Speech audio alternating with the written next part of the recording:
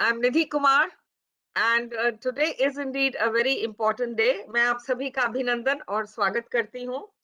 The Union Culture Ministry announced that the Republic Day celebrations from this year will commence on January 23rd to commemorate the 125th birth anniversary of Netaji Subhash Chandra Bose. Celebrated as Parakram Divas or Day of Valour, observance of such milestone dates as incorporated by the Modi government accords legends of our freedom struggle their rightful place in the annals of history. The previous regimes made scant efforts to rectify and apportion credit to the valorous sacrifices of Bose and the Indian National Army. So today, friends, we're here to celebrate the birth anniversary of Netaji, a man who dared to dream a dream that appeared more of a mirage to the hapless millions, who had forgotten what it meant to breathe in free air. Subhash Chandra Bose was not only a leader of revolutionary ideas, but was also way ahead of his contemporaries in India's freedom struggle. And indeed, one of India's greatest nationalist leaders of the 20th century. On behalf of the INA Trust, I request all the dignitaries to please be with us for the lighting of the lamp ceremony, which we will have virtually now. Deep Prajwalan.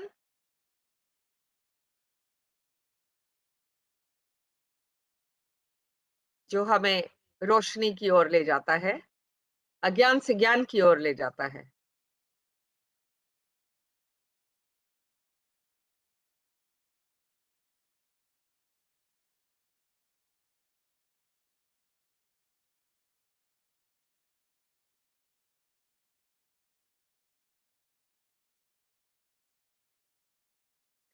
May I now request the technical team to play a Vande Mataram song as a symbolic of the INA tradition.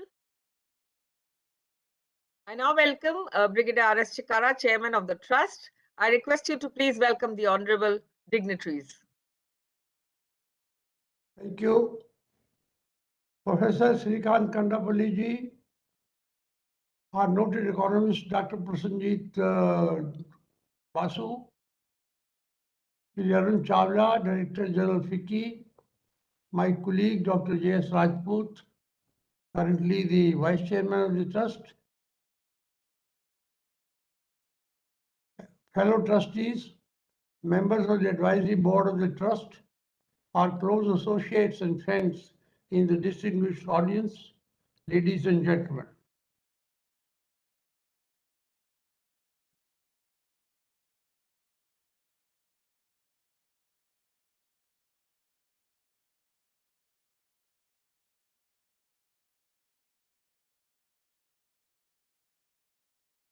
I think you're muted, Uncle.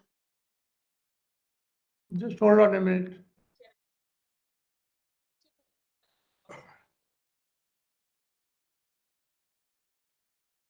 So, Jai Hind to you all. On behalf of the Trust, it is my privilege today to welcome you all to this seminar. However, before we get down to the business of the day, let me introduce and welcome our special guest, Professor Momin Chen, who is currently working as the Deputy Representative of the Taipei Economic and Cultural Center in Delhi.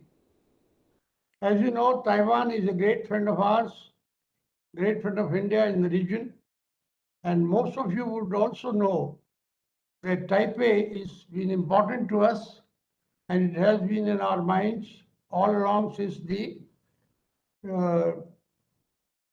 disappearance of Netaji Subhash, which is still a mystery, and Professor Chan knows a little bit about the story of how his disappearance has been dealt by the country over a period of time.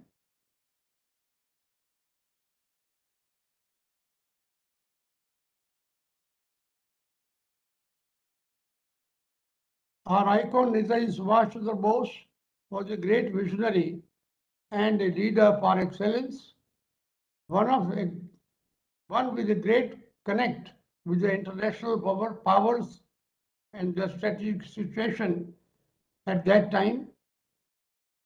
He was a great pragmatist and understood that the world would deal with a newly independent country like India.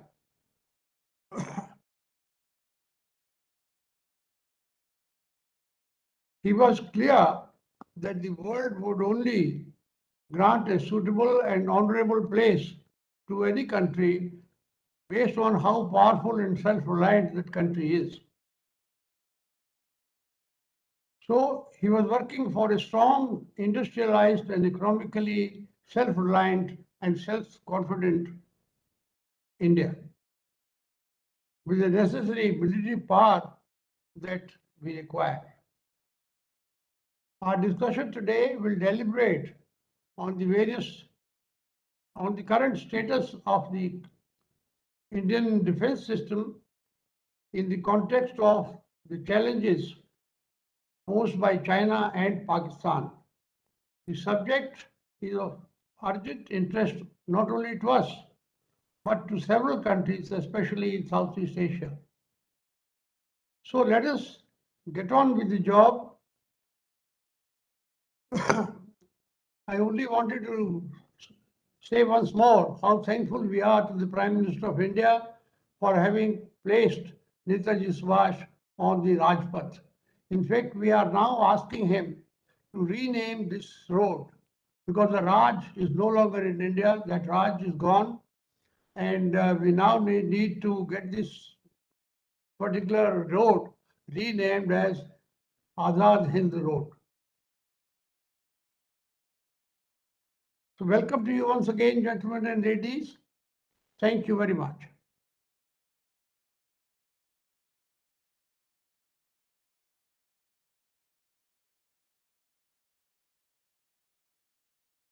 Yes, just dropped out. Can I now invite Yes, sir. Kundapalli to please tell us? Sir, we bring you a perspective. It is now my pleasure to welcome today Shri P.K. Basu, noted economist, founder-in-chief, Real Economics.com, insight provider at OHM Research, an experienced chief economist with 25 plus years in the financial services industry, primarily analyzing Asia's economies, including how major global trends have had an impact on the macroeconomic prospects. Apart from an in-depth understanding of Asia's economics, he's also the first to have been authored a book called Asia Reborn. He's got a dual master's focused in finance and international relations from the University of Pennsylvania. And I'd like to invite you, sir, to please address this august audience.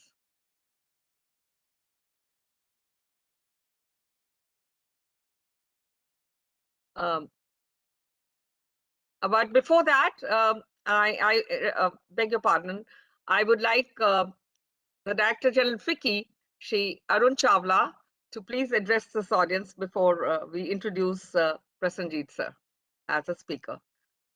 Arun Chawla sir, we are extremely indebted to you and FICCI for being here with us. And I request you to please welcome all our eminent guests today, sir. Thank you, Nidhi. We are unfortunate that General Lamba couldn't join, but in absentia, let me honor him, Lieutenant General Lamba, AV, PVSM, AVSM, retired Vice Chief of the Army Staff, Indian Army. Professor Srikanth Kundapalli, Head Center for Chinese Studies, JNU.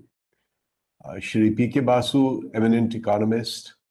Brigadier Chikara, Chairman, Netaji Subhash Bose, INA Trust.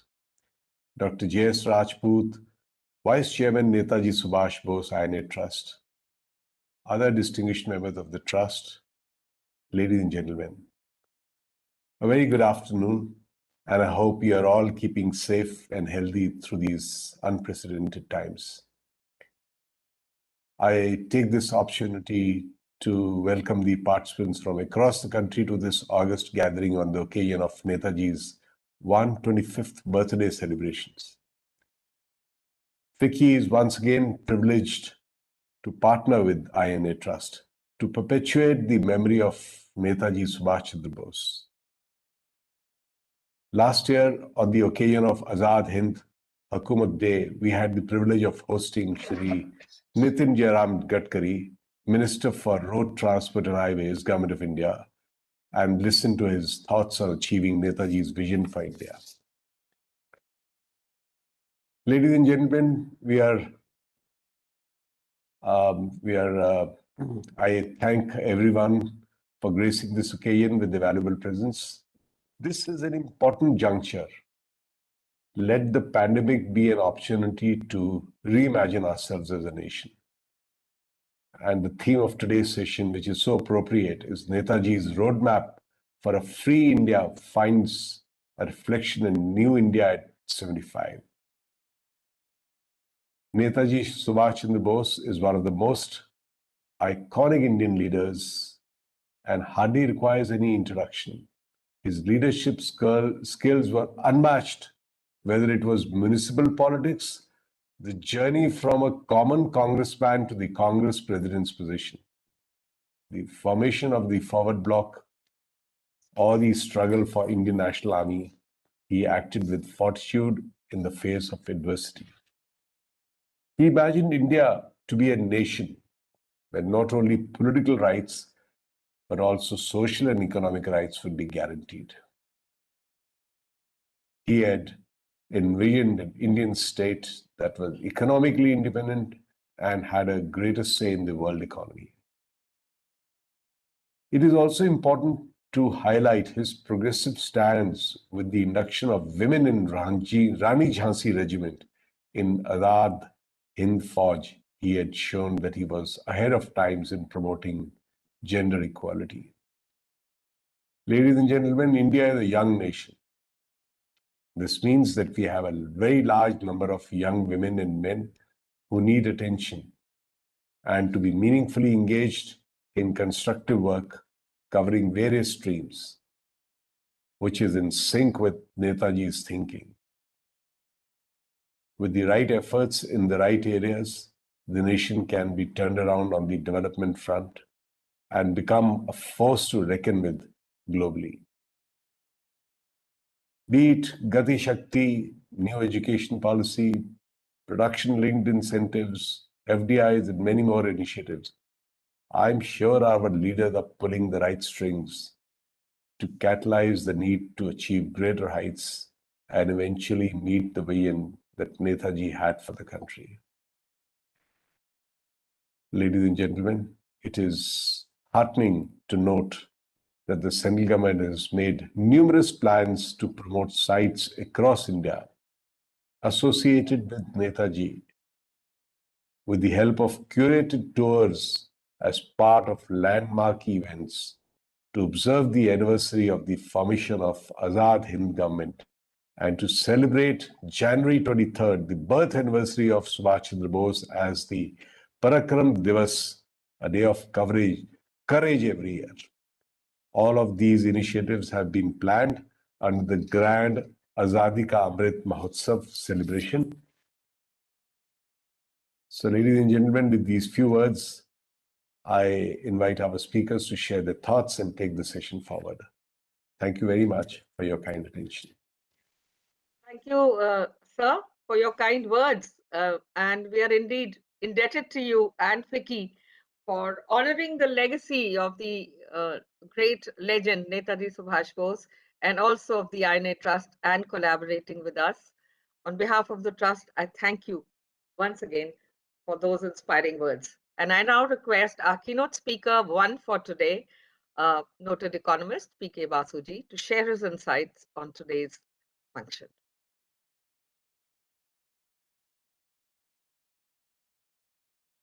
Mr. Basu? Unmute. Can you hear me? Yes, sir. Namaskar, Jai Hind. I will start by talking a little bit about the importance of the INA in India's independence and Asia's independence. And then I'll be talking about Netaji's vision for India's economy and how it is being fulfilled in today's New India. So let me start with the importance of the INA in the history of India. 1939 and 1945, all the wars that the British fought in Asia, Iraq, Iran, sometimes even in North Africa, every war that the British fought in Asia and in fact North Africa as well was fought by the British Indian Army. In fact, in 1839, there were two Indian armies fighting simultaneously for the British in China and in Afghanistan. So the importance of the INA was really, first of all, to undermine the implicit loyalty of the British Indian Armed Forces to the imperial power. And that role, of course, there was a period of enormous valor displayed by the INA in the great battlefields of Imphal and Kohima. In Moirang, the flag of India was raised on April the 14th, 1944 by the INA for the first time. But really the most important aspect from a historic perspective was that the INA trials finally brought the reality of what the INA had done to India. The British had censored all news of the INA during the war. They were very effective at censorship. And when the news started emerging in November 1945, that there had been a provisional government of Free India that had ruled the Indian community across Southeast Asia, that had raised its own finances, that had an Azad Hind bank, that essentially ran an independent government based initially out of Singapore, then out of Rangoon, and then briefly based in Moirang in Manipur. From the house, in fact, the Moirang headquarters was the home of Mairambang Koireng Singh, who in 1967 was to become the first chief minister of Manipur. In Nagaland, Azad Fizo joined the INA and fought for India's freedom. So if you look at that period, then all the news of the great battles at Palel and Bishnupur and all of these things began to emerge in India only for the first time in November 1945. And it set off a national upsurge of patriotic fervor that united Hindus and Muslims in favor of the INA. So on the 3rd and 4th of January 1946, the three officers who were being tried were acquitted. They were supposed to be cashiered, but they were acquitted on the orders of the Commander-in-Chief of the British Indian Army. Why did he do that? He wrote a letter to all the senior officers of the British Indian Army saying why he had done it. He did it because all Indian soldiers had become nationalists. Now, if you go back a little bit, in May 1945, the British Chiefs of Staff wrote a white paper for the government of Britain, analyzing what needed to be done to keep control of India and the Indian Ocean area for the next 15 years, until 1960. There was no notion of India being granted full independence. The idea was to have some form of power sharing arrangements, perhaps with some Indian political parties, under the Constitution of the Government of India Act of 1935. I urge you to look at that Government of India Act of 1935, which essentially ensured that only 40% of the seats in the central legislature would be elected by a general electorate. At any rate, that was the arrangement under which the British hoped to continue to rule India. But the end of the INA trials and the acquittal of the three officers was aimed at preventing a mutiny in the Indian Armed Forces. It failed. The Indian Armed Forces, starting with the Royal Indian Air Force and the RAF battalions in India, mutinied by the end of January 1946. The Madras and Jabalpur regiments of the Indian Army mutinied in February 1946. And between 8th and 18th of February, almost the entire Royal Indian Navy mutinied. They renamed the great ships of the Royal Indian Navy. HMIS Talwar was renamed INNS Talwar, Indian National Naval Ship Talwar, in honor of the Indian National Army. So February 18th, by February 18th, 1946, 78 of the 88 ships of the Royal Indian Navy had joined the mutiny, and every single shore establishment had joined the mutiny. Every port and every shore establishment had mutinied against the British. The empire was essentially over. On the 19th of February, Attlee announced in the House of Commons that he would be sending his 3 senior-most officers to negotiate India's freedom. That is the real story. To me, 19th February 1946 is when India got independence. That should really be a day that we celebrate as Independence Day, because until then, the British had no idea, had no notion of leaving India. They were thinking of some form of power sharing at best. And had the British not left India, there would not have been the independence of the rest of Asia and the rest of the imperial world. So the INA's importance is central to this story.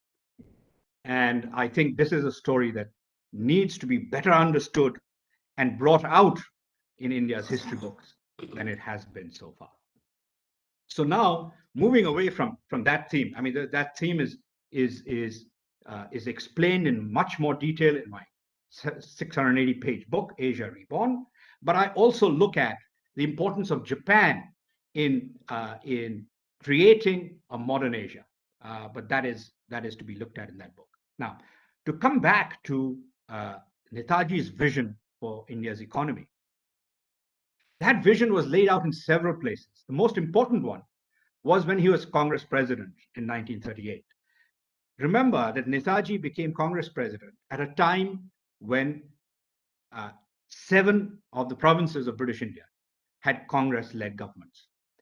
He ensured that 2 more provinces, Sindh and Assam, had new pro-Congress governments in place, and he put in a bid with Fazlul Haq to create a Congress Fazlul government in Bengal as well. Had that happened, we may not have ever seen partition. Unfortunately, Gandhiji, along with G.D. Birla, shot down the idea of a Congress Fazlul government in Bengal. Anyway, now that is a sad part of history. Now, the other important aspect is that Netaji, as Congress president, created a planning committee. Now, the planning committee is often misunderstood even today. People say the planning committee is the first evidence of India having a planning commission. The planning committee was completely different from what eventually became the Planning Commission of India. The planning committee was aimed at providing advice to the various governments of the provinces of India that were ruled particularly by the Congress, to provide advice on industrialization. And among other things, what it wanted to focus on, the planning committee was focused on developing skills, educating the people so that they would acquire the skills to enable industry to advance. And to my mind, Niti Aayog, as it currently exists, is a far better reflection of Netaji's vision of planning than the old planning commission and its Soviet-style targets that had nothing to do with Netaji. Netaji was very clear that communism was not the way for India.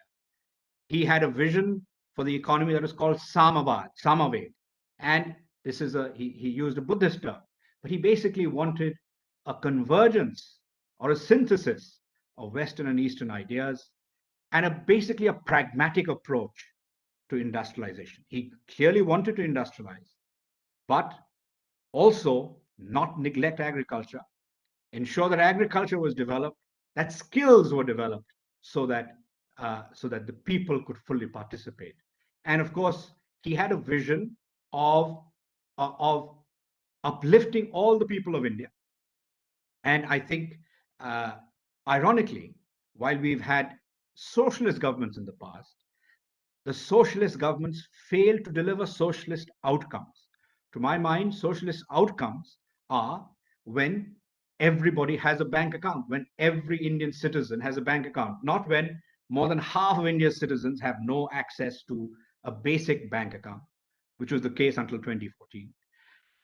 A situation where 60% of rural India had to defecate in the open. That situation has been drastically changed, and now open defecation is almost removed from the country. These are massive positive changes of which Netaji would have been very proud, of ideas that he would have fully endorsed. So similarly, I think the production-linked incentive scheme is a very similar scheme to what Taiwan did in the 1950s, 60s, and 70s, and what Korea under Park Chung-hee and his successors did, and effectively what Japan did both in the 1930s and then in the 1950 to 80 period, when MITI, the Ministry of International Trade and Industry, led the Japanese path to rapid industrialization. Providing incentives for specific industries to achieve rapid providing incentives to specific industries to achieve rapid increases in production and exports. Withdrawing those, I think the government will have to have the discipline to withdraw the incentives if a company or a beneficiary is unable to meet the target set. That sort of discipline is also important. That is the sort of discipline that Taiwan, Korea, Japan had. So if we can ensure that those things are done properly, a pragmatic approach of the sort that Netaji put in place is now occurring, and the production-linked incentives are beginning to deliver results. So if you looked at the year 2021, calendar year 2021, India's exports of goods increased by 41.6%. That is the fastest growth of any major economy in the world. China's exports increased 29.9%. We had about 29% growth for Taiwan's exports, 25% growth for Korea's exports. Last year was the best year in export performance for most countries and the world since 2010. But among those, India did exceptionally well. So we are beginning now to see the first fruits of the new scheme called production-linked incentives, and we should continue to see those benefits come through to a much greater degree as 2022 and 2023 come through. So the vision that Netaji had, to my mind, is being fulfilled by this current government, and I think it is a matter of it's a befitting honor for Netaji's granite statue to be placed on the pedestal that was once held by King George V. It's ironic that King George V continued to stand on that pedestal 21 years after independence. From 1947 to 1968, that pedestal continued to hold the former emperor. Of course, many Indian soldiers fought in the First and Second World War on the side of the British. They fought in the Boxer Rebellion in China in the early 20th century. They fought all over. So it is, we should commemorate them. But there were 26,000 Indians who died so that we could be free. They died fighting on the side of the INA. Those 26,000 and their families were denied a pension. They were denied re-entry into the Indian Army. This disgrace will hopefully be reversed in some way in the future. Since 1971, some of them, since 1971-72, some began to be given pensions. But we should find ways of documenting the 26,000 who died. It is not impossible to do. We can easily find, well, not easily, but we can do the research, find the names, and commemorate them in the National War Memorial. National War Memorial commemorates those who fought in India's post-independence wars, but surely those who fought for India's independence through the INA need to be commemorated as well.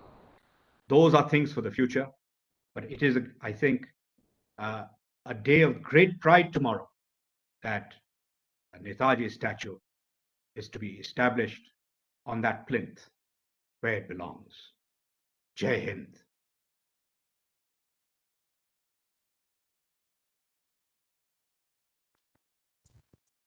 That's my Thank 15 you so minutes. much, sir. Those were wonderful, inspiring words. And we are indeed very proud of the fact that you were able to share your thoughts today on this historic day. I now request our keynote speaker number 2, the very eminent Professor Shrikant Kondapalli, our esteemed guest, professor in Chinese Studies at the Jawaharlal Nehru University. He was the chairman of the Center for East Asian Studies.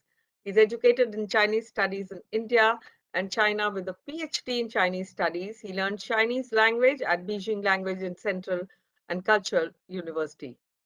Thank you, sir, for joining us today, Shrikant, sir. Please share your Thank thoughts. you very much, Nidhi. A very good afternoon to all the distinguished participants. My respects to the Netaji Subhas Chandra Bose INA Trust, the Federation of Indian Chamber of Commerce for organizing the event today. Let me thank the organizers for this invite. As the previous speakers have mentioned, this is a very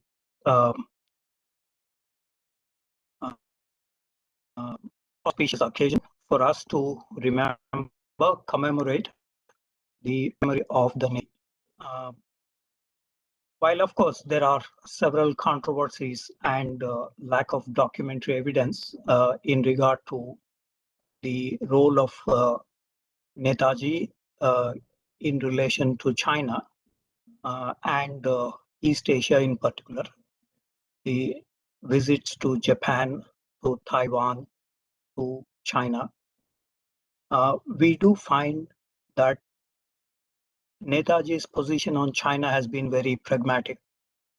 This is reflected in the 1938 June 12th All India China Day was observed, and the Indian National Congress President Netaji had organized the fundraising for nearly 22,000 rupees at the time for countering the Japanese occupation of China. We do find these tactical arrangements that Netaji had exhibited towards different countries, Germany, Japan, China, and a host of others, Russia. We see this, but in the background of strengthening India's capabilities.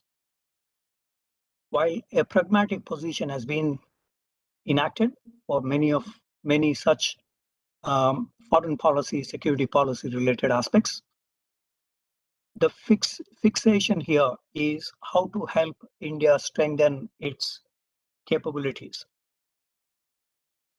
It is reflected in many of the slogans that the Netaji had raised in terms of freedom, in terms of contributing to the Azad Hind Force, which was established in 1943, and a host of other slogans that he had raised and practically implemented many of these. All his visits abroad and the training program in the INA are all geared towards strengthening India and its capabilities so that it can stand up on its own in the Committee of Nations. In the light of these, there were a number of visits. Professor Chan had documented the visits to Taiwan in April 1943, the visit to Nanjing in November 1943, after the meeting attended on the Greater East Asia Conference in Tokyo in that month. There is also the discussions that he had with various leaders. One of the primary focal areas of this, obviously, is how to raise the capabilities of India in military sense. And he believed that no real changes can happen if we have to focus on discussions. So taking the initiative into the hands and proposing to undiluted nationalism, those were things that reverberate even among the younger generation in India today. In this context, the role of China or other countries in the recent times should be seen, where we have a number of troops present on the borders as we are speaking, trying to defend our sovereignty and territorial integrity. There are an estimated 140,000 troops that India mobilized on the line of actual control in the light of the aggression that China had exhibited since March 2020. 20 Indian soldiers were martyred on June 15th in 2021, in 2020, and the situation on the borders is still tense. We have also coercive diplomatic statements from Chinese leaders. Their visits to Tibet in the last 1.5 years, over 12 out of 15 Politburo members have visited Tibet, and the visit by President Xi Jinping to Ningchi prefecture, which is opposite to Arunachal Pradesh, is equally threatening to Indian security. In the light of this, we see while Netaji had supported the call given by Agnes Medley and Chuda, Commander Chuda, for raising the medical delegation under Mr. Atal and Dr. Dwarakanath Kotnis. While that was a pragmatic and expressing solidarity with a fellow Asian country, in the light of Japanese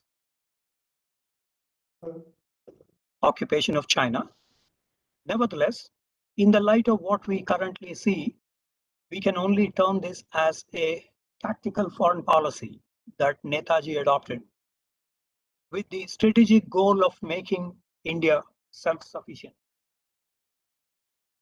In the light of various developments in East Asia, in the East China Sea, South China Sea, in the Indian Ocean region, as well as on the India-China borders, it is all the more relevant today to remember the Netaji's words and deeds in making India more self-sufficient through the Atmanirbharta campaign and others, in enhancing our defense capabilities. For example, we have initiated a number of strategic roads in the areas close to line of actual control with China. A number of other preparations have also been made. For example, the DRDO's testing of several missile systems as standoff weapon systems in the light of what we are seeing on the line of actual control is in that direction. But the same hegemonic designs that were present in 1930s, we see those emerging today. In Taiwan Straits, in the last 1.5 to 2 years, there are nearly 4,000 sorties that China had flown, threatening the Taiwanese security, crossing the ADIZ, Air Defense Identification Zone, and threatening the 23 million Taiwanese citizens. Further up, we have Senkaku Islands. Over 650 40 transgressions take place every year from Chinese Coast Guard and the Air Force. We have also the South China Sea, where China adopts the divide and rule policy with the ASEAN countries and is currently pushing the code of conduct and has rejected the international maritime law, the UNCLOS, in the July 2016 Permanent Court of Arbitration ruling. This has significant impact on the commerce, sea lanes of communications and others, including that of India, with 55% of Indian commerce passing through. Potentially, we have a situation in the South China Sea.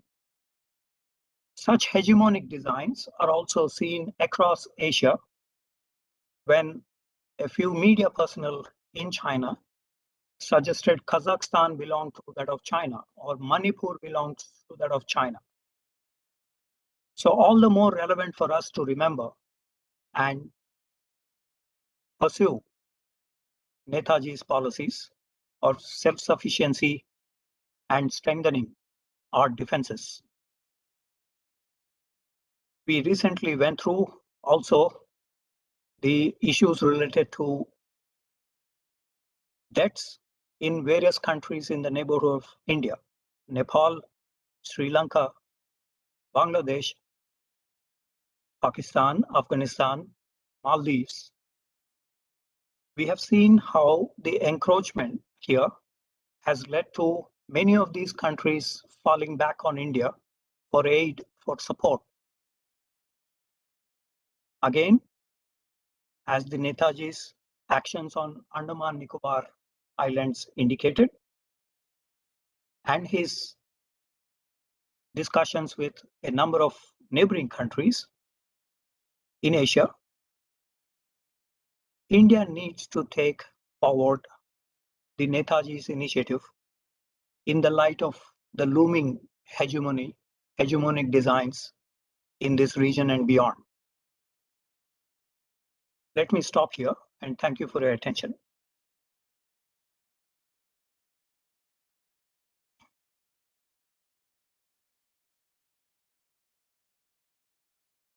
Thank you so much for those very, very thoughtful and inspiring words.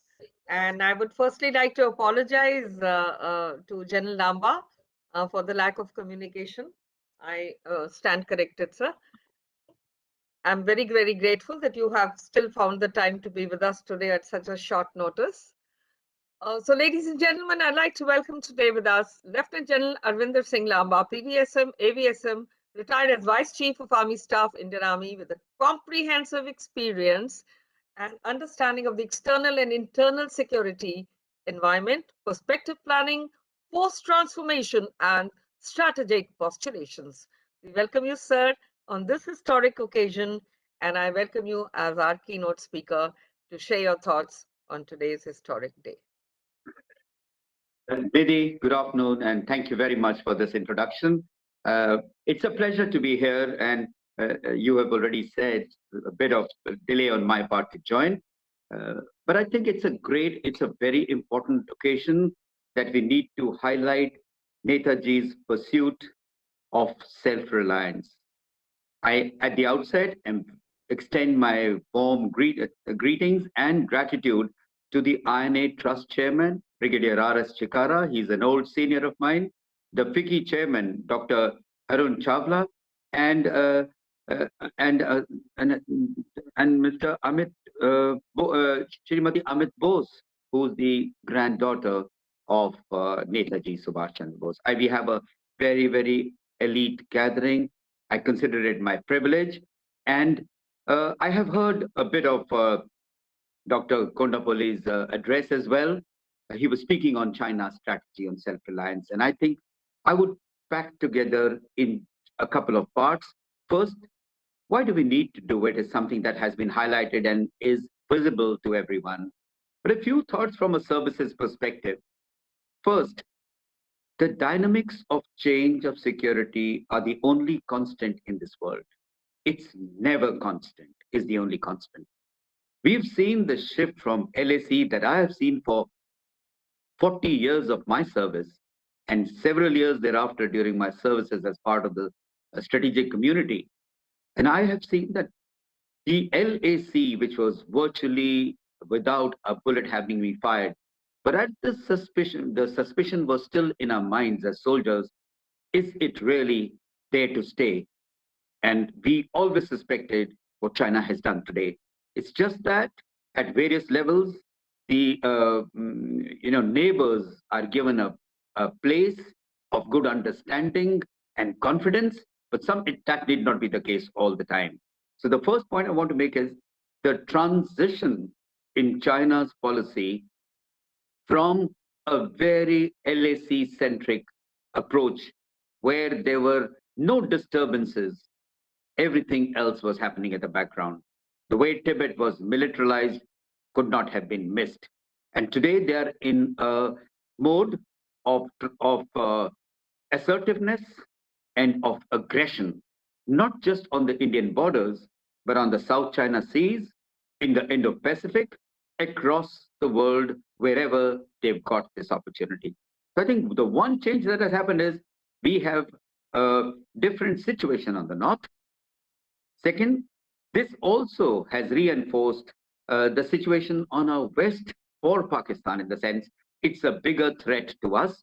And what I wrote in one of the doctrinal assessments, a good about 10 years back, was that this is a two-front war situation that will emerge sooner than later. We have that right in front of us.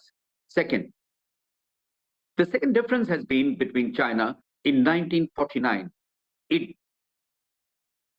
It started growing, and it grew with a purpose.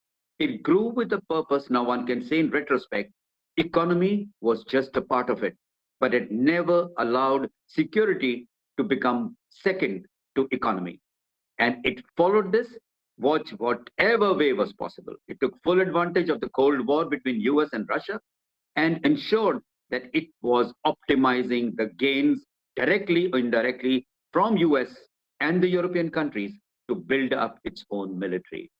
Third, if one goes into the statistics of the Chinese army, that is the PLA, the PLAAF, and the PLAN, the numbers are huge, and the disparity with India is huge. And I think this has carried on for a bit too long. We have always worked and tried our very best to ensure that if the peace is to be maintained, it can be done through diplomacy and good, effective soldiering on the borders. No longer is that case. It's a state of transformation of our borders, which are threatened more than ever before. Galwan was just a tip of the iceberg. North and south of Pangangso was a small trailer of what can happen. The bridge that they just exhibited over their satellites just 4 days back is an indicator of what their intentions are. I think if I just compress these three in 2 lines, is let us not miss this in our critical review, that we are now faced with borders that are more prone to disturbance, turbulence, and a turbulence which is not limited to border aims. Their strategy, Chinese strategy, is clear. As far as India is concerned, it's just right to say 2 sentences that Mao's theory of 1950, that China must be a dominant power of South Asia, is coming really close to it. Second, the CPEC, China-Pakistan Economic Corridor, and the CMEC on the east, China-Myanmar Economic Corridor, are fair indicators when seen in perspectives of what is happening in Myanmar, Bangladesh, Sri Lanka, Bhutan, Nepal, and of course, Pakistan. So the situation is important. With the kind of imports that we have, I'm coming to the second part. So where are we as far as self-reliance is concerned? 2 to 3 years back, the state there was a ramp up in our policies. There's a ramp up in our whole concept and thinking that this kind of imports should not carry on. We had the United States in my time That was one of the greatest chains of transforming Western equipment. But most of it was G to G, government to government, where prices are fixed. There are no negotiations. Take it or leave it. With Russia, it was a little bit different, but going into the history of exports and imports between Roosevelt and India, that was their government control system. We have seen that there are huge amount of disparities in where we need to plug in today. I think it's time to recall that the flaws are briefly, I have just tried to put together the threat and where we were all these years. It's time to now put together what do we need to do. Just pick up one sentence from Dr. Kontapalli, and we work together in a lot of seminars on China together. My view is that China is actually entering the Indian Ocean and the Pacific Ocean. It will take the routes that are through the northern borders with India, through the eastern borders by causing disturbance and preventing our active policy and engagement, and finally into the Indian Ocean. Third thing, so what are we doing about it, and where are we today? I think it was a historic day on June 2nd, 2020, on May 12th, 2020, when the Honorable Prime Minister, Mr. Modi, went on and highlighted the need of self-sufficiency in production and defense production. And I think that was the clarion call for change. It shifted the gear from manual to auto to ensure that the system at least once falls into place to ramp up our preparedness for the threats that we foresee. I recall in his first call on this day of Atmanirbhar Bharat Abhiyan, he had given an economic package of rupees 20 lakh crores, and thereafter he outlined the vision with 5 pillars of Atmanirbharta. And I think this became, I have now, whatever has been done, I would convert that into our strategy and finally close, what else do we need to do? In his first declaration, it was identified that this concept has 5 pillars: its infrastructure, its system, demography, demand, and economy. And if these have been put together, it's a change from the past, a massive change where the entire manufacturing defense sector was more a responsibility of the central government.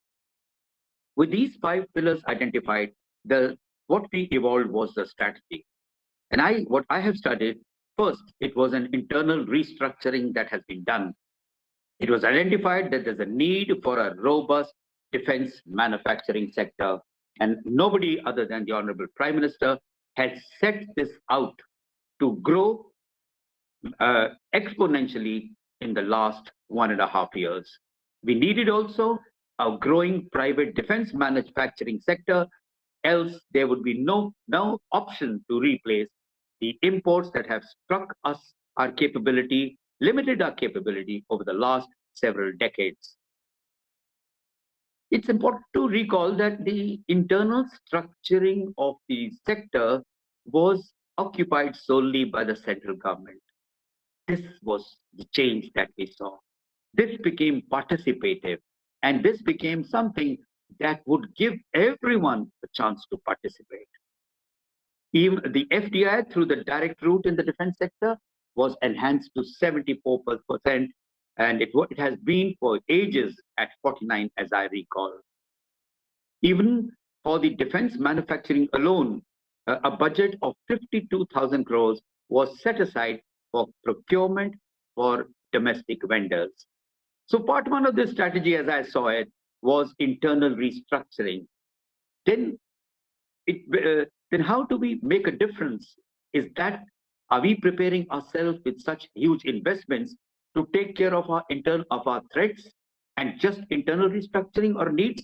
I think it's time. No defense sector across the world has ever grown without catering for exports, because that's the way dynamics of defense economics really works.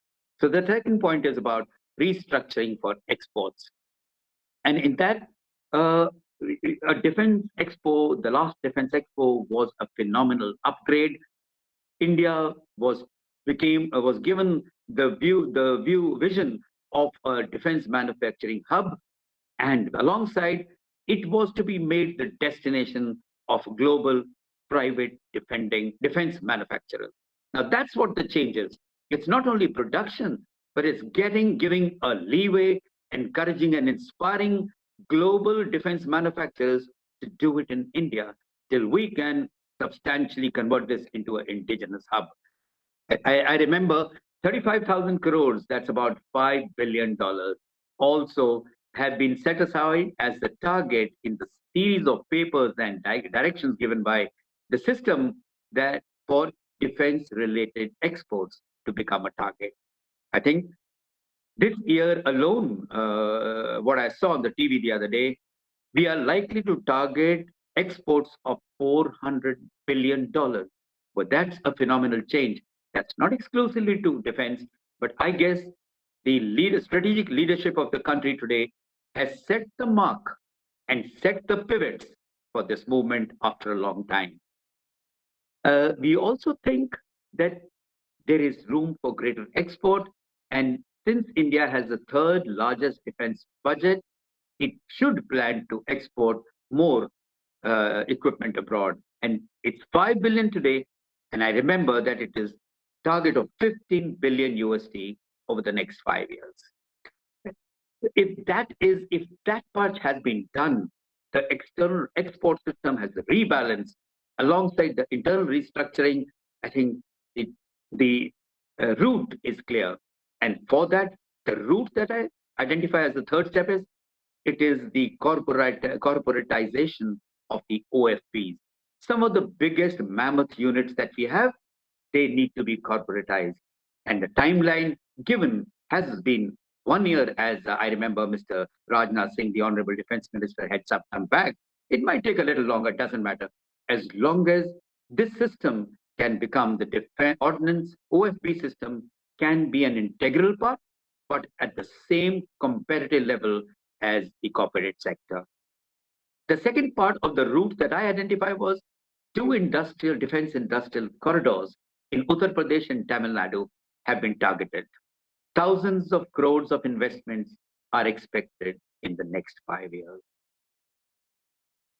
For me, I think these 3 steps of internal restructuring, external restructuring, arrangement for exports, and the route. I've been to a number of systems across in the world where there are cities and townships and zones, just like the SEZ, where I've seen all competing defense sector units, the private partners, work in a huge city, and they integrate physically, not just through technology.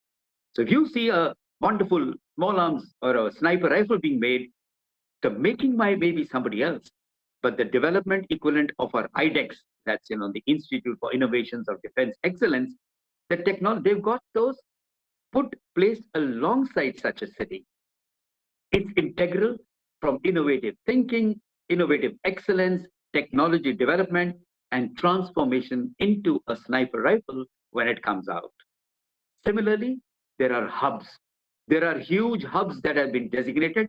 Perhaps the defense industrial corridors would one day arise to meet that occasion. And I think if they are a parallel, they are a very healthy parallel to pick up from abroad to make this entire sector like a defense exclusive zones where economy, defense, and technology are put together to make it function. With 3 aspects that I identify at the macro level, we can see the future of change. We can see the future that India is bringing in its technologies, and it's opened the gateway. The last years, and this is the 4th point in that strategy, the big change that I see is starting from Israel, with whom I have seen while visiting, the kind of cooperation and the kind of willingness that Israel had to share all its technologies with India. Then Russia has been our partner for a very long time.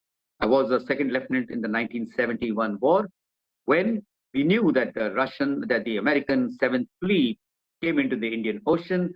It was the 6th Fleet submarines from Russia that actually put back the threat that was trying to foreclose the India-Pakistan conflict of 71, and we could take it to a conclusive end.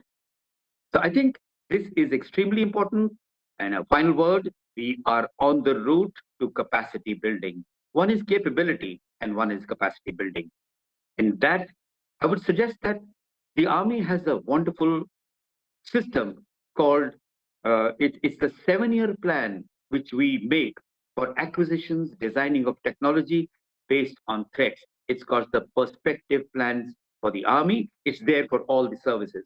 We have a classified version and something that's open in the open domain.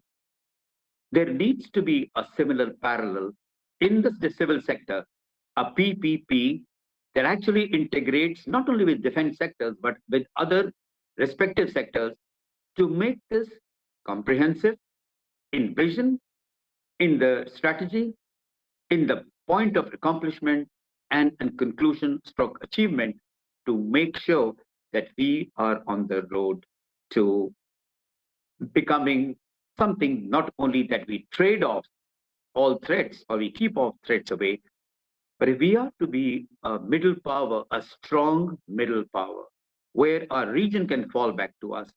I look at 5 to 10 years from now, India being actually a major power.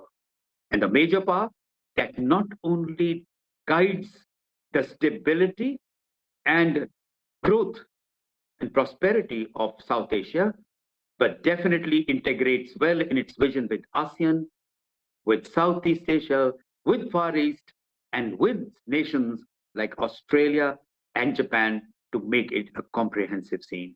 The only way for us is in pursuit of the self-reliance. We need to be clear, organizationally first, strategically second, and individually from the innovator to the manufacturer, that nation first as far as your stability is concerned. Until that can happen, other countries will continue to exploit us and optimize their gains as has been historically proven. My last comment is that this has to become a national concern. This has to become not just a responsibility of the strategic leaders or the political leaders. The Army has had this vision and grown with the dynamic changes that has happened. But as a nation, we all need to get together.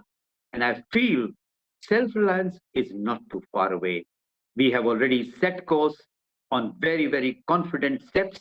The foundation laid by this government and the Honorable Prime Minister is fantastic.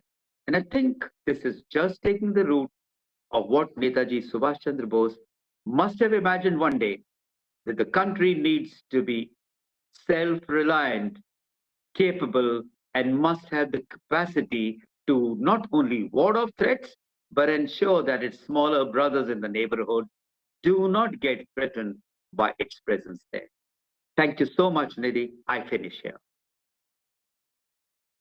General Lamba, आपने अपने विचार साझा किए इतनी short notice पे, और आपने हमें एक कल्पना दी कि आत्मनिर्भर भारत कैसा था और नेताजी की नजर में वो कैसा था, और उस कल्पना को प्रधानमंत्री, माननीय प्रधानमंत्री मोदी जी देश के सामने रख रहे हैं कल। और बहुत बहुत धन्यवाद आपका सर हमारे साथ जुड़ने के लिए। Once again, thank you so much.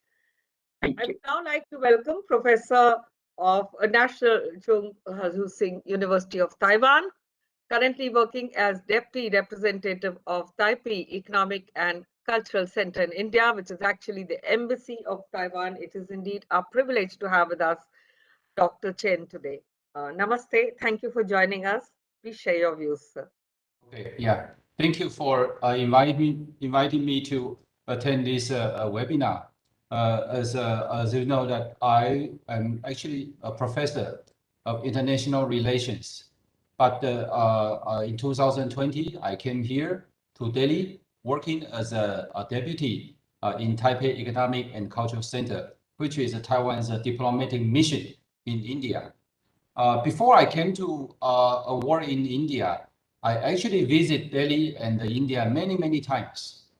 I remember when I first came to Delhi, which is about like 15 years ago, some Indian friends asked me, "Do you know Subhas Chandra Bose?" I said, "I don't know. I never heard of him." Yeah, and they say that you should check. Yeah, he is the person that you Taiwanese should know. So I went back to Taiwan. I did some search. I found out the whole history about the Netaji. I don't know if our Indian friends know that Taiwan before 1945 was a Japanese colony. That is why the Netaji he stepped on Taiwan in 1943, and then in 1945, the second time he came to Taiwan, and then the plane crash we knew. But why most people in Taiwan do not know about him, do not know about the history? The reason is after 1945, after Japanese surrender, Taiwan fall into the government of KMT, in which Chiang Kai-shek is a leader. Yeah, and you know Chiang Kai-shek was an enemy to Japan.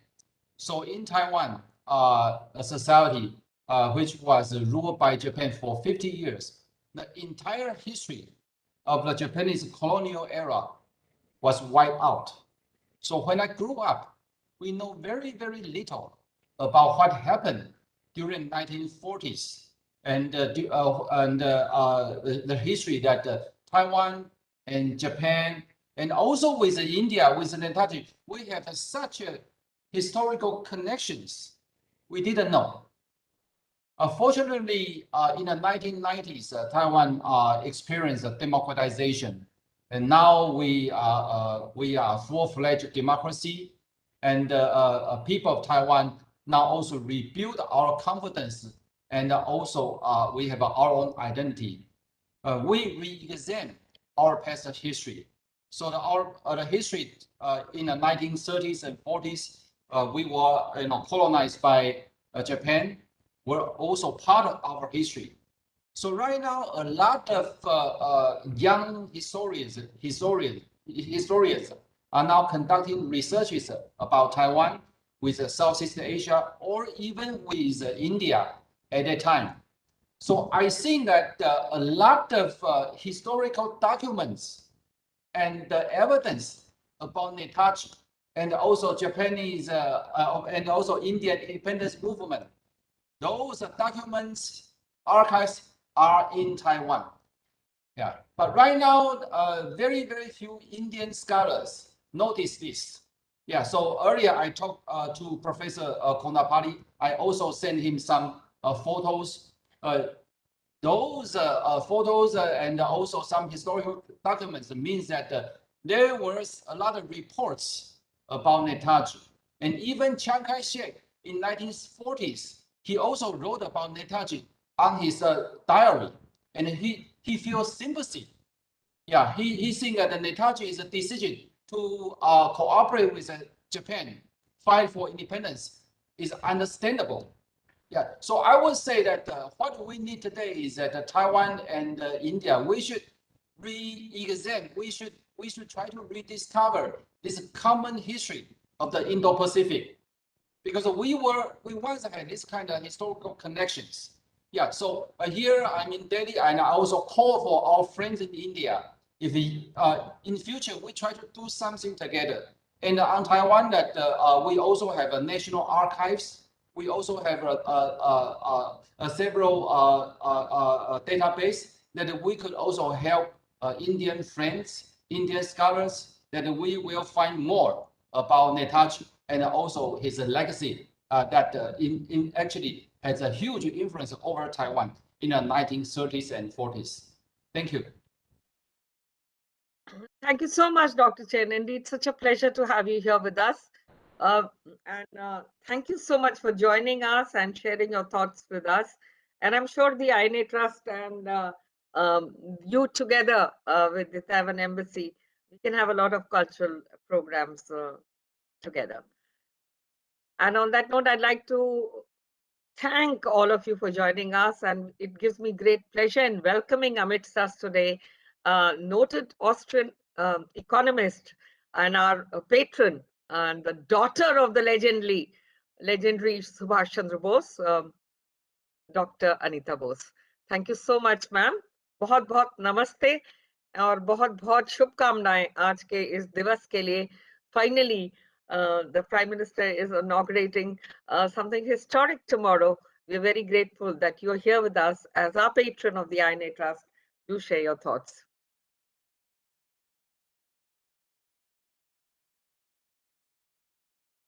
You're on mute, ma'am. Thank you. Yes. Ladies and gentlemen, thank you very much for having me in this program today. I have followed the presentations we had with great interest, and I'm quite inspired by the fact that you have been choosing a topic which really cuts across history in a very relevant fashion, showing in a way the relevance that Netaji's and India's policies of the 30s and the 40s have for today, but also the differences. If we look at today's world economy, we could identify 4 or 5 great powers who sort of by themselves make a great difference. And of course, in the 30s and 40s, when Netaji was working, he had a blueprint for what India should do. And of course, some of the things surprisingly are still very relevant today, but others, of course, have changed. And in the 30s and 40s, of course, the major emphasis was on political independence from the British rule, and social and economic aspects which were discussed in the process and developed when a different setting. Britain was still a world power, and if we look at today's world, Britain certainly is not one of the major powers of the world. If we have if we identify the 5 which I mentioned before, the United States as the major power, it would be China as economically coming up as the second largest power, and it certainly would be India coming up, even though India has been a bit economically a bit in the shadow of these two. But on the other hand, if you look at what used to be the Soviet Union, and now to some extent Russia is trying to take the place of the Soviet Union, we still find that there has been a decline of the importance of that bloc. But India has been coming up, and probably in the 30s and 40s, one did not really envisage to that extent how important India would be. And the 5th, of course, which I had mentioned now, would be the European Union, which partly you might say in a geopolitical matter has been taking the role of or the replacing the power of Great Britain, which at that time played a major part. But I think it is very relevant that in a seminar on Netaji's birthday, you should choose a topic which has become exceedingly important for India and for the world, because I think the confrontation between hopefully not only confrontation, but in some aspects also cooperation between India on the one hand and China on the other hand will, in my opinion, become increasingly more important, because economically these two powers will be coming up, and by their sheer size in population, but also eventually in economic power, they will be able to influence the policies of the world throughout, which in economic terms would mean that if you sort of have an oligopoly position, an oligopolist always has to take into account also the reactions to his own actions. And I think India has great importance in that field. Of course, I'm not only an economist in my own understanding, I'm a social economist. And so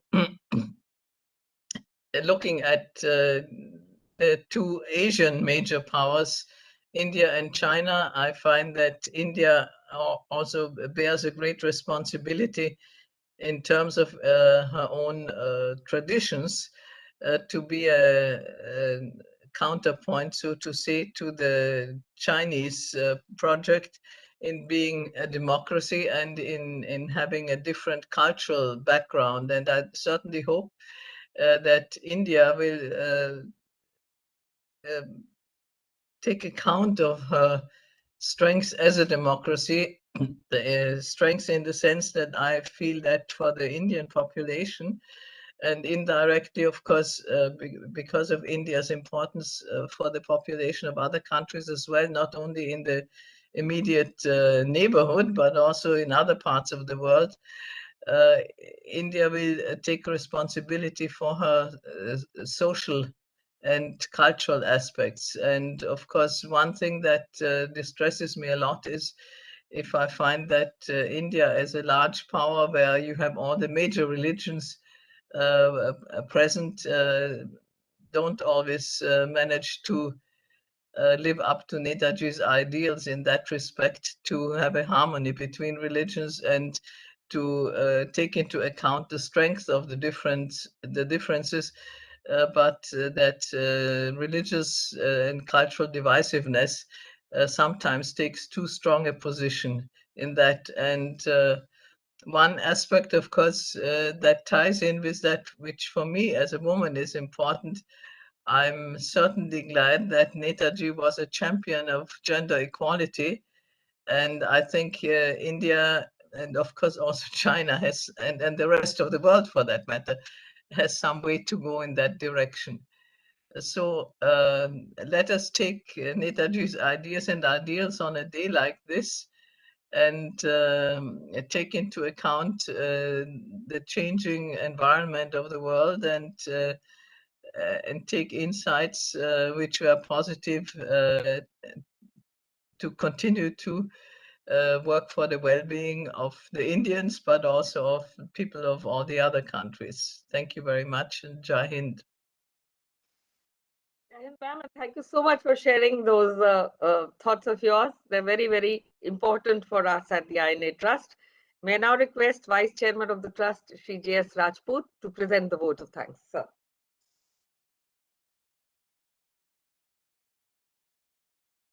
Please unmute yourself, sir. You're muted. Now, is it okay? It's okay, na? Jai Hind. Brigadier Chikara, esteemed Anita ji, Shri P.K. Basu, Shrikant Kondapalli ji, General Lamba, and Mr.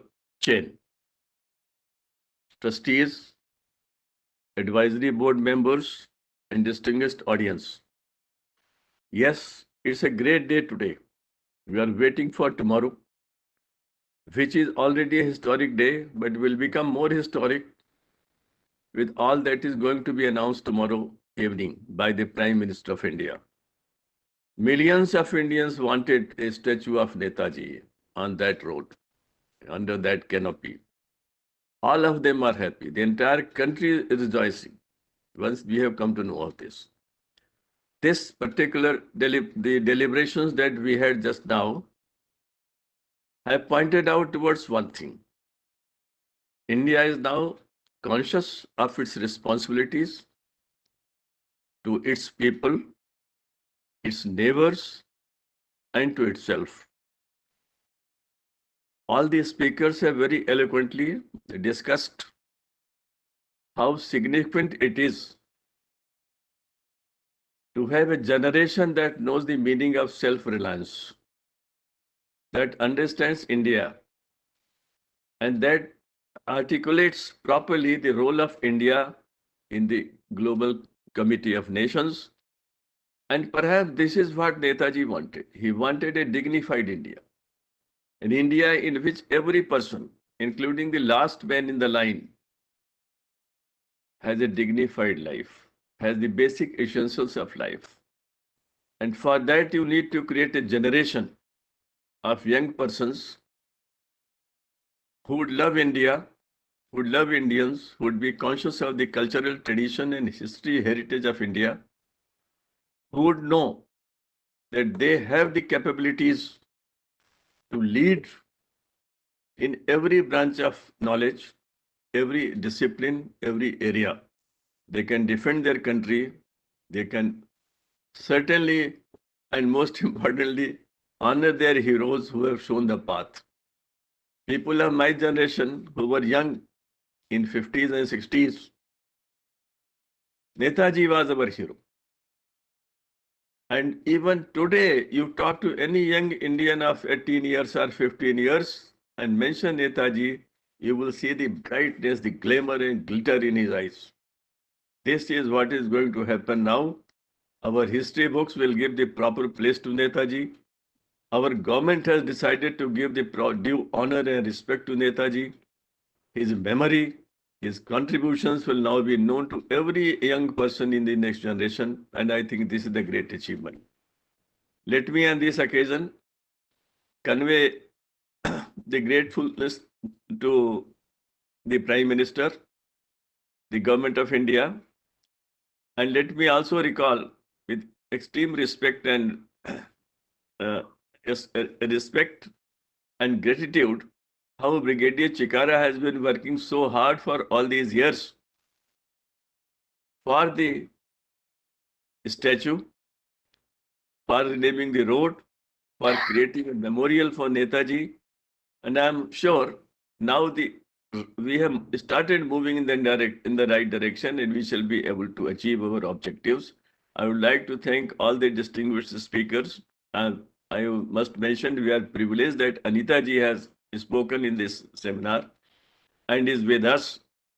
I had the privilege of meeting her once in Vivekananda International Center.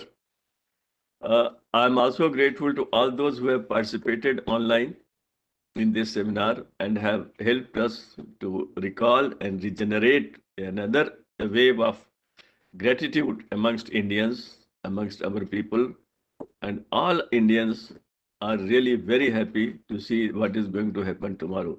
So thank you very much for the participation and for the excellent ideas. Thank you very much.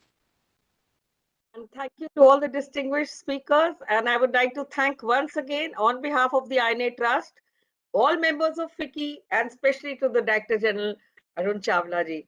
Thank you so much. We could have never done anything without your support, Arun sir. And Rajan sir, Mandeep ji, Rajkumar ji, Gaurav ji, I thank all of you for supporting us. I thank Daily Hunt, One India, and of course, the Mitro app for being our broadcasting partners for today. I thank all the guests for joining us online. Netaji reminded citizens to never lose faith in the destiny of India, friends. He aspired to raise India's prestige to such an extent that a free India would be a force to reckon with. I will conclude by saying that achieving economic prosperity and enhancing our defense capabilities, as spoken by our eminent keynote speakers today, are the two most vital pillars for attaining global respect, which Netaji envisioned even before freedom was won.